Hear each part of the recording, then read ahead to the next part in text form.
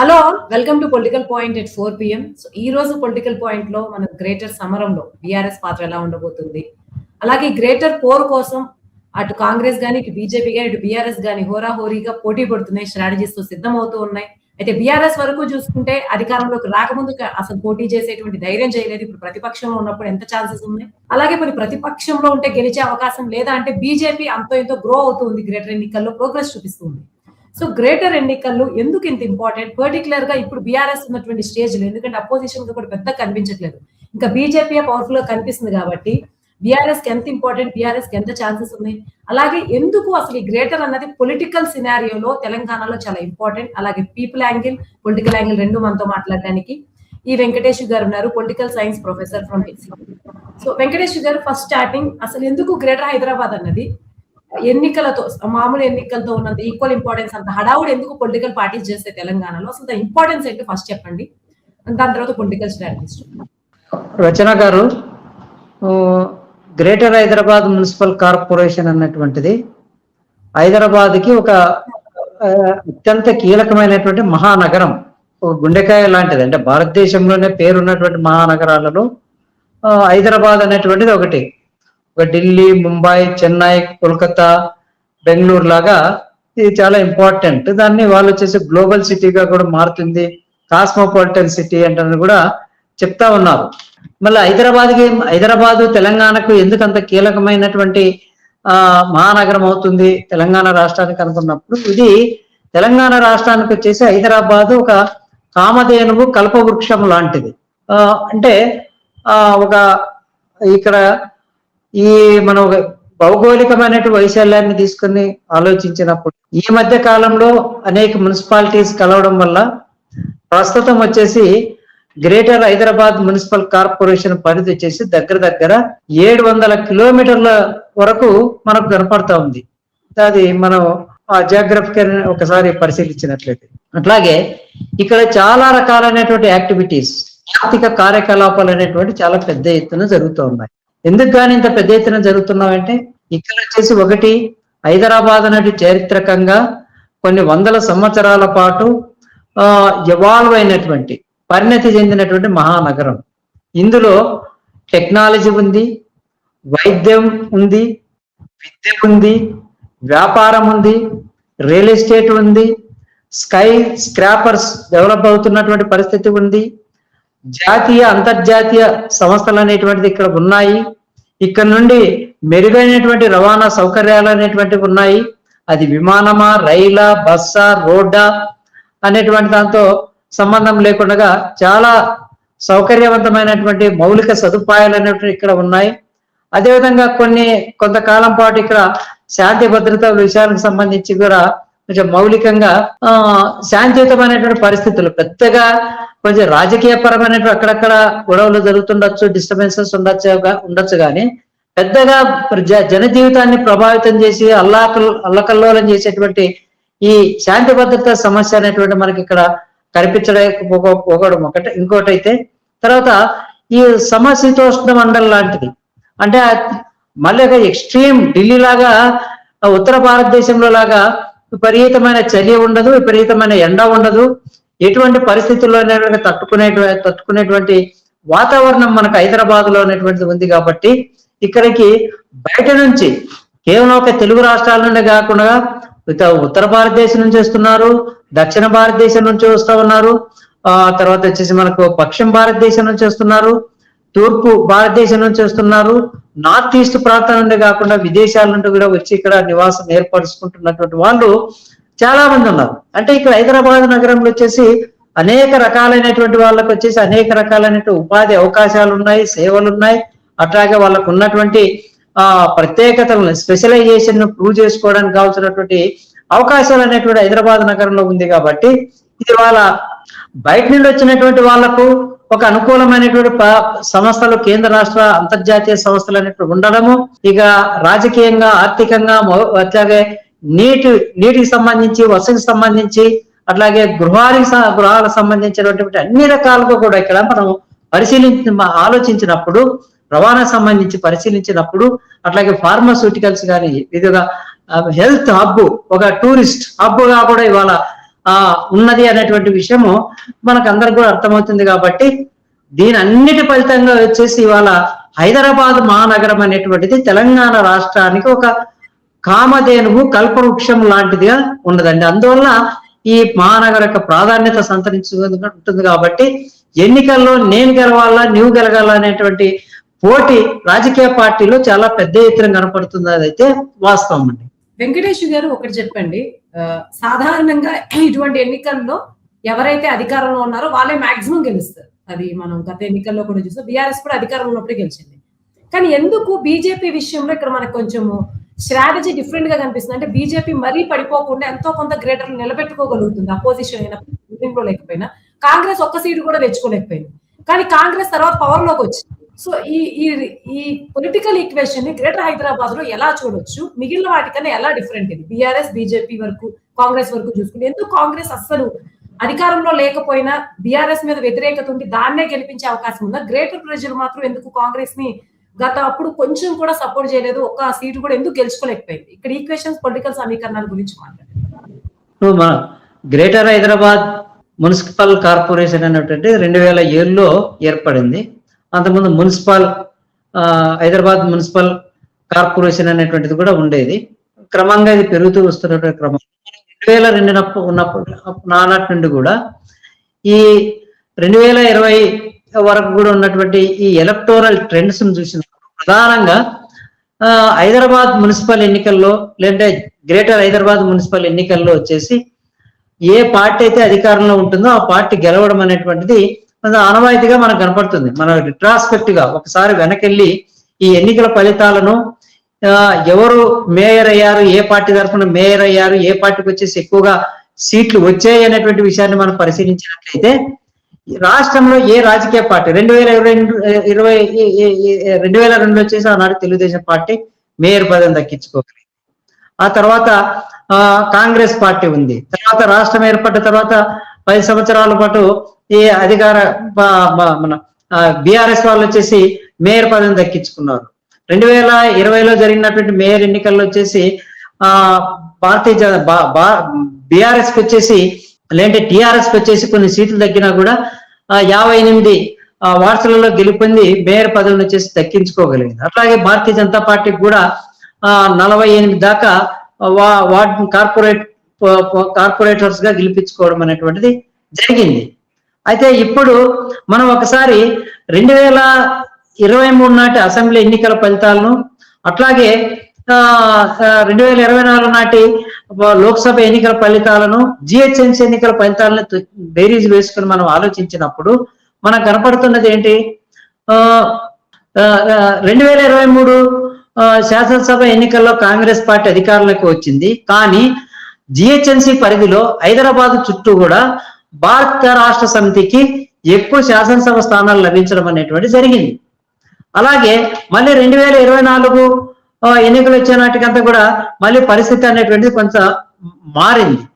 ఇప్పుడు అధికారంలో వచ్చే కాంగ్రెస్ పార్టీ ఉంది కాబట్టి గ్రేటర్ హైదరాబాద్ అనేటువంటిది కాంగ్రెస్ పార్టీకి కూడా అత్యంత కీలకమైనటువంటి అంశం కాబట్టి వాళ్ళు కూడా కాంగ్రెస్ అధికారంలో ఉన్న కాంగ్రెస్ పార్టీ వాళ్ళు వచ్చేసి ఒక ప్రతిష్టాత్మకంగా తీసుకోవడానికి అవకాశం ఉంది. భారతీయ జనతా పార్టీ గతంలో 48 కార్పొరేట్ల దాకా గెలిచినటువంటి ఒక రాజకీయ 46 నుంచి 48 కార్పొరేట్ల వరకు గెలిచినటువంటి ఒక రాజకీయ పార్టీ కాబట్టి ఈసారి ఏ విధంగా మేము కూడా అధికారులకి రావాలి, మేయర్ పదవిని హస్తగతం చేసుకోవాలి, భారతీయ జనతా పార్టీ బేస్ అంతా కూడా హైదరాబాద్ పరిధిలోనే కాబట్టి మేము కూడా అధికారులకి రావాలంటే భారతీయ జనతా పార్టీ వాళ్ళు ప్రయత్నించడానికి కూడా వాళ్ళు కూడా చాలా బలంగా ప్రయత్నం చేస్తారు. అట్లాగే బీఆర్ఎస్ వాళ్ళకు వచ్చేసి అట్లాగే ఏఐఎంఐఎం వాళ్ళు కూడా మరి ఈసారి వచ్చేసి అలయన్స్ లో ఉంటారా, స్వతంత్రంగా పోటీ చేస్తారా, పోటీ చేస్తేనే అధిక ప్రతిపక్షంలో ఉన్నటువంటి భారత రాష్ట్ర సమితి వచ్చేసి ఈ ఎన్నికల్లో గెలవబోతుందా అనేది ఒక అంశం. అయితే ఒక కీలకమైనటువంటి ప్రశ్న. అయితే మనము 2020 నాటి జిహెచ్ఎంసీ ఎన్నికల ఫలితాలను చూసినప్పుడు అర్థమైనటువంటి విషయం ఏంటంటే మనకి ఓటర్స్ వచ్చేసి ఒక 2-3 రకాలుగా విభజించినట్లయితే బీఆర్ఎస్ కి తెలంగాణ ప్రజలతో పాటు తెలుగు రాష్ట్రాల నుంచి ఇక్కడ సెటిల్ అయినటువంటి వాళ్ళు అత్యధికంగా బీఆర్ఎస్ వచ్చేసి ఓటేశారు. అందుకని వచ్చేసి కార్పొరేట్స్ అంటే మనం ఎక్కడెక్కడైతే తెలుగు రాష్ట్రాల నుంచి ఉన్నటువంటి సెటిలర్స్ ఉన్నారో వాళ్ళతో పాటు కొంత తెలంగాణ రాష్ట్రంలో ఉన్నటువంటి వాళ్ళు కూడా బీఆర్ఎస్ కి ఓటేశారు. దాని ఫలితంగా వచ్చేసి రెండవసారి కూడా వచ్చే బీఆర్ఎస్ మొదటిసారి వచ్చిన సీట్లు రాకపోయినా కూడా వార్డ్ కార్పొరేషన్స్ గెలవలేకపోయినా కూడా రెండోసారి వచ్చేసి ఒక 56 కార్పొరేట్లను గెలుచుకొని అధికారులకు వచ్చింది. అయితే ఇప్పుడైతే ప్రస్తుతం ఉన్న పరిస్థితుల్లో మళ్ళీ భారతీయ జనతా పార్టీకి ఎవరు ఓటు వేశారు? 46-48 కార్పొరేటర్స్ గెలవడానికి అని అనుకున్నప్పుడు కొంతమంది తెలంగాణ వాళ్ళు, అట్లాగే నాన్ తెలుగు సెటిలర్స్ అంటే గుజరాత్ వాళ్ళు కావచ్చు, ఉత్తరప్రదేశ్ వాళ్ళు కావచ్చు, ఇతర రాష్ట్రాల నుంచి వచ్చి ఇక్కడ సెటిల్ అయినటువంటి వాళ్ళు భారతీయ జనతా పార్టీకి ప్రధానంగా ఓటు వేశారు. అయితే ఆనాడు గతంలో వచ్చేసి కాంగ్రెస్ పార్టీకి ఈ జిహెచ్ఎంసీలో ఒక క్యాడర్ బేస్ అనేటువంటి దొరకలేదు. అయితే ఈ మధ్య జరిగినటువంటి ఒక ఉప ఎన్నికలో మనకు ఈ మధ్య జరిగే అతను నవీన్ యాదవ్ వచ్చేసి గెలిచినటువంటి కాంగ్రెస్ స్థానంలో చూసినట్లయితే కాంగ్రెస్ పార్టీ కూడా బలంగా ప్రయత్నం చేయబోతుంది. అంటే అన్ని రకాలైనటువంటి శాయశక్తులకు వడ్డించి తాను కూడా ఈసారి ప్రయత్నం చేస్తుంది. కాబట్టి భారత రాష్ట్ర సమితి నిజంగా గతంలో ఉన్న ఎన్నికల వార్డు కార్పొరేషన్స్ అన్నింటిని కూడా దక్కించుకోగలుగుతారా, ఇంకా పెంచుకోగలుగుతాయా, తగ్గిపోతుందా అనేటువంటిదే ఒక సందిగ్ధమైనటువంటి ప్రశ్న. దాని గురించి మనం కాస్త డీప్ గా లోతుగా వెళ్ళి జనం దగ్గరికి వెళ్ళి ఇంటరాక్షన్ అయ్యి సర్వే చేసినట్లయితే ఏమన్నా అర్థం అవడానికి వచ్చేసి కొంత పాసిబిలిటీ అనేటువంటిది ఉందండి రచన గారు. ఫైనల్ గా వెంకటేష్ గారు ఒకటి చెప్పండి, ఇప్పుడు ఉన్నటువంటి సినారియోలో కాంగ్రెస్ ప్రభుత్వం వచ్చేసి ఆల్మోస్ట్ 2.5 years అయిపోయింది కాబట్టి స్కీమ్స్ ఇంప్లిమెంటేషన్ లో కానీ హామీల్లో కానీ ప్రజల్లో ఎంత వరకు గ్రేటర్ వరకు చూసుకుంటే వ్యతిరేకత సానుకూలతను మనం చూసుకుంటే మీరేమనుకుంటున్నారు? ఇది బీఆర్ఎస్ కి ఫేవరబుల్ గా ఉంటుందా? బీజేపీని పక్కన పెట్టేద్దాం, ఎందుకంటే నాన్ సెక్యులర్ ఓట్స్ అని చెప్పి క్లియర్ చేశారు కాబట్టి అది క్లియర్ గా దాన్ని ఒక సెపరేట్ సెగ్మెంట్ గా పెడితే ఇప్పుడు కాంగ్రెస్ కి కన్నా కూడా బీఆర్ఎస్ కి ఏమైనా ఎడ్జ్ ఉందా, లేకపోతే కాంగ్రెస్ మీద ప్రజలకు ఇంకా రూలింగ్ పార్టీలో ఉంది ప్లస్ దాని మీద సాటిస్ఫాక్షన్ ఏదో ఉండడం బీఆర్ఎస్ మీద వ్యతిరేకత వల్ల మొత్తం ఇది కాంగ్రెస్ వర్సెస్ బీఆర్ఎస్ చూస్తే ఎవరికి ఎక్కువ అవకాశం ఉందనుకుంటున్నారు మీరు గ్రేటర్ లో రానున్న ఎన్నికల్లో? అది చాలా సంక్లిష్టమైనటువంటి ప్రశ్న. దీనికి సమాధానం చెప్పడం అనేటువంటిది రచన గారు. అయితే ఇప్పుడు మనం గత అనుభవాలను దృష్టిలో ఉంచుకొని చూసినప్పుడు హైదరాబాద్ మహానగరాన్ని ఇక్కడ ఉన్నటువంటి పరిపాలనను, సేవలను ఎవరు సమర్థవంతంగా అందించగలరు? అంటే హైదరాబాద్ మహానగరాన్ని పరిపాలించడం అంటే ఈ నగరాన్ని ముందుకు తీసుకెళ్లేందుకు వచ్చేసి ఎటువంటి ప్రణాళికలు ఉన్నాయి, ఇక్కడ ఉన్నటువంటి నిరుద్యోగ సమస్య కానీ, లేదంటే ఉపాధి సమస్య కానీ, మౌలిక సదుపాయాలు కానీ, నీటిపారుదల సంబంధించినటువంటిది కానీ, గృహానికి సంబంధించినటువంటిది కానీ, శాంతి భద్రతలకు సంబంధించినటువంటి అంశం అనేటువంటి చాలా కీలకమైనటువంటి అంశాలు అనేటువంటి దీంతో లింక్ అయినటువంటివి. అంటే లింక్ అయి ఉన్నటువంటి సందర్భంలో ఒక ప్రతిపక్షంలో ఉన్నటువంటి పార్టీకి ఓటు వేస్తారా, లేదా ప్రతిపక్షంలో ఉన్నటువంటి పార్టీ ఇన్ని సమస్యలు, ఇంత జటిలమైనటువంటి సమస్యలు ఉన్నటువంటి ఈ రాష్ట్రంలో ఒకవేళ ఈ మహానగరంలో ఒకవేళ వరదలు వస్తే, ఎందుకంటే హైదరాబాద్ నగరంలో అర్ధగంట సేపు బలంగా వర్షం కురిసిందంటే అది ఒక గంగా నదిలోనే బ్రహ్మపుత్ర నదిలాగా వరదలు అనేవి పొంగిపోతుంటాయి. అట్లా కార్లు కొట్టుకోబోతుంటాయి, కార్లు వచ్చేసి ఆ నీళ్ళలో మునిగిపోతా ఉంటాయి. అట్లాగే దాంతో పాటు సేవలను ఎవరు అందిస్తున్నారు? ఎందుకంటే హైదరాబాద్ మున్సిపాలిటీలో వచ్చేసి జిహెచ్ఎంసీలో వచ్చేసి ప్రాపర్టీ ట్యాక్స్ అనేది మాక్సిమం వసూలవుతుంది. ప్రాపర్టీ ట్యాక్స్ ఎంతైతే వసూలవుతుందో వసూలవుతున్నటువంటి ప్రాపర్టీ ట్యాక్స్ కి ప్రపోర్షనేట్ గా ఇక్కడ ఉన్నటువంటి ప్రభుత్వము జిహెచ్ఎంసీ అడ్మినిస్ట్రేషన్ అనేటువంటి సేవలను కూడా అందించగలుగుతుందా అనేటువంటిది చాలా ముఖ్యమైనటువంటి అంశం. గతంలో చూసాం వరదలు అనేటివి వచ్చినప్పుడు ఏ ప్రభుత్వం ఏ విధంగా స్పందించింది.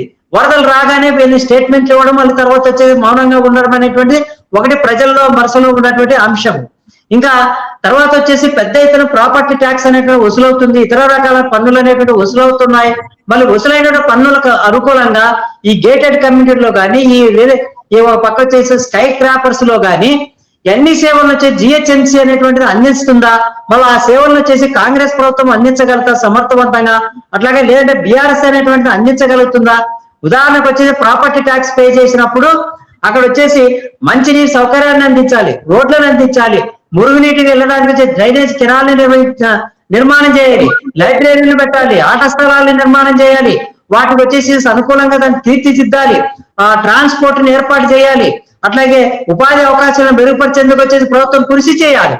ఒక పక్క ఆదాయం వచ్చేసి విపరీతంగా ఉంది, కానీ సేవలు అనేటువంటి సరిగా చేరడం లేదు అనేటువంటి అసంతృప్తి ఈ రెసిడెన్స్ వెల్ఫేర్ అసోసియేషన్ వాళ్ళు వచ్చేసి చాలా పెద్ద ఎత్తున వ్యక్తీకరిస్తున్నారు. కాబట్టి నిజంగా వచ్చేసి ఇవాళ ఉన్నటువంటి ఈ అసంతృప్తిని అధికారంలో ఉన్నటువంటి కాంగ్రెస్ పార్టీ వచ్చేసి సమర్థవంతంగా పరిష్కరించగలదా, లేకొచ్చేసి ఆ భారత రాష్ట్ర సమితి లేదా టిఆర్ఎస్ వాళ్ళు వచ్చే ప్రతిపక్షంలో ఉన్నటువంటి వాళ్ళు మేము చేస్తాము, ఈ సమస్యలన్నింటినీ కూడా మేము పరిష్కరిస్తాము అనేటువంటి దాన్ని ప్రజలకు వచ్చేసి వాళ్ళు ఒక కాన్ఫిడెన్స్ వచ్చే విధంగా కన్విన్స్ చేసి వాళ్ళలో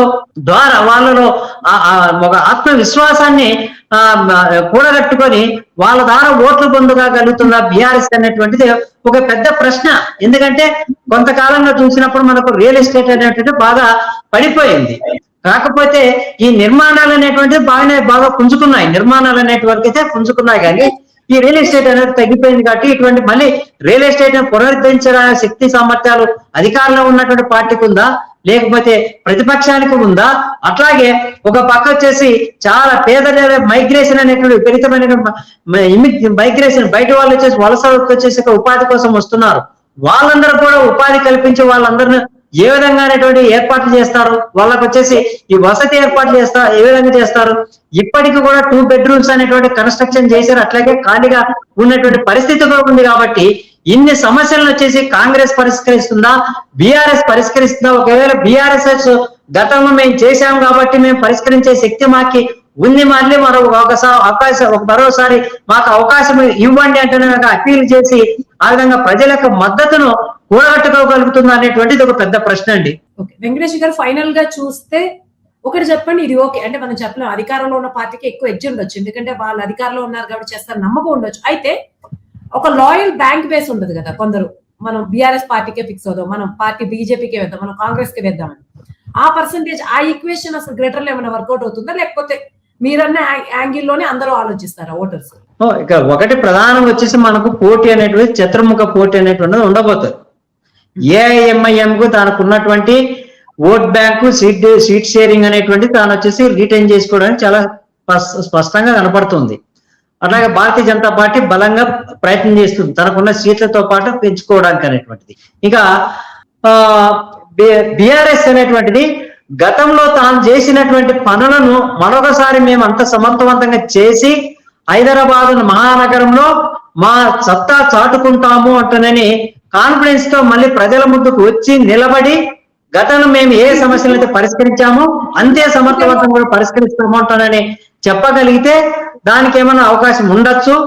అది అట్లా కాకపోయినా అసెంబ్లీ శాసనసభలో స్థానాలు దక్కించకపోయినా కూడా మేము అధికారంలో ఉన్నాం కాబట్టి మహానగరాన్ని వచ్చేసి చాలా సమర్థవంతంగా పరిపాలన చేయగల శక్తి సామర్థ్యాలు మాకే ఉన్న అధికార పార్టీకే మీరు పట్టం కట్టండి అనేటువంటి అవకాశం కూడా కాంగ్రెస్ పార్టీకి ఉంది. కాబట్టి ఇది ఒక చతుర్ముఖ పోటీ అనేటువంటి ఉండబోతుంది. దీంట్లో వచ్చేసి బీఆర్ఎస్ ఎటువంటి పాత్ర నిర్వహిస్తుంది అనేటువంటిది ఆ పార్టీ ఇవ్వబోయేటువంటి ప్రామిసెస్ జనంలో తాను మళ్ళీ షార్ట్ టైం లో, అంటే అదేమి వేళ్ళకి తరబడి లేదు కదా, మామూలు ఎలక్షన్స్ అయితే 2.5 years ఉంది, త్వరలోనే వచ్చేస్తుంది. కాబట్టి అంత ఛాన్స్ ఉందా, అంత టైం బీఆర్ఎస్ ప్రాక్టికల్ గా ఆలోచిస్తే అంత కన్విన్స్ చేసే అంత టైం ఉందా ప్రణాళికలు కానీ? అది ఒక కొంచెం చాలా కష్టతరమైనటువంటి ప్రశ్న అండి. ఏ విధంగా కన్విన్స్ చేయడానికి తనకు ఉన్నటువంటి కొంచెం క్యాడర్ ఉండొచ్చు, ఉద్యమ నేపథ్యం ఉంది కాబట్టి తెలంగాణ రాష్ట్రాన్ని సాధించినటువంటిది, అట్లాగే కేసీఆర్ కేటీఆర్ లాంటి వాళ్ళు నాయకులు అనేటువంటి వాళ్ళు ఉన్నారు కాబట్టి,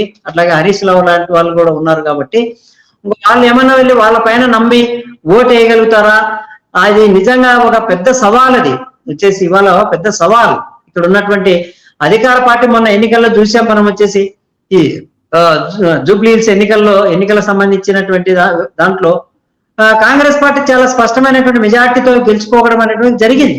అధికార పార్టీకి అనేటువంటి కొంత ఎడ్జ్ అనేటువంటి కనపడుతుంది. ఇప్పుడు బీఆర్ఎస్ కున్నటువంటి ఒకే ఒక అవకాశం ఏంటంటే నాయకత్వం అనేటువంటిది ఉంది. మేము గతంలో వచ్చేసి హైదరాబాద్ నగరాన్ని పరిపాలన చేశాం కాబట్టి మరొకసారి అటువంటి పరిపాలన అందిస్తాము, ఇంకా అంతకన్నా మెరుగైన పాలన అందిస్తాం, మాకే అవకాశం ఇవ్వండి అంటారని చెప్పడానికి అవకాశం ఉంది. కానీ నిజంగా అది ఆ అవకాశం వచ్చేసి ఎంతవరకు వాస్తవ రూపం దాలుస్తుంది అనేటువంటిది ఒక ప్రశ్నార్థకమేనండి. Thank you. Thank you Venkatesh గారు. ఓవరాల్ గా చూస్తే బీఆర్ఎస్ కున్న ఎడ్జ్ అయితే తక్కువ. వాళ్ళు ఎంత స్ట్రాటజీస్ చేస్తున్నప్పటికీ కేడర్ లో ప్రజల వరకు వెళ్ళి అంత బలంగా ప్రామిసింగ్ గా అయితే ఇప్పటి వరకు కనిపించట్లేదు. కాబట్టి వాళ్ళని నమ్మితే అంతకు ముందున్న లాయల్ ఓట్ బ్యాంక్ ఏమైనా వేస్తే కొంత ఎడ్జ్ ఉండొచ్చు. కానీ మీరు అన్నట్టు కాంగ్రెస్ నవీన్ యాదవ్ విషయంలో గెలుపుతో కావచ్చు కొంత కాన్ఫిడెంట్ గా ఉంది. కాబట్టి ఎక్కువ ఎడ్జ్ బీఆర్ఎస్ కన్నా కాంగ్రెస్ కి ఉందంటారు. ఎందుకంటే మన బీజేపీ అవుట్ ఆఫ్ ఈక్వేషన్ మీరు అన్నట్టు నాన్ సెక్యులర్ ఓట్స్ కాబట్టి. ఏదేమైనప్పటికీ బీఆర్ఎస్ కి ఇది కలిసి వస్తుందో లేదో వేచి చూడాల్సిందే. కానీ మీరు చెప్పిన అనాలిసిస్ ప్రకారం అయితే ఛాన్సెస్ చాలా తక్కువ ఉంది. థ్యాంక్ యూ వెంకటేష్ గారు ఇంతటి చర్చ నుండి.